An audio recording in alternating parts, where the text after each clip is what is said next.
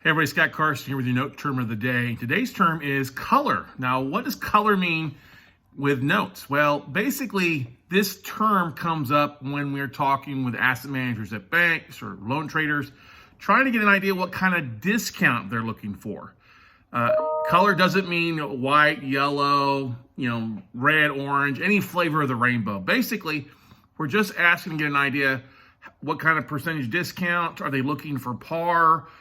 Where do we need to come in a bid? What kind of background can they give us on the asset or the tape of notes? And so we can come in with a bit more of an accurate bid. The last thing we want to do is waste time on a portfolio where we're not seeing eye to eye. Seller wants one thing, we want something else, and there's no type of description. Now, when we ask for color, sometimes they'll come back and say, give us the highest and best. Sometimes it's going to say it's loan level pricing.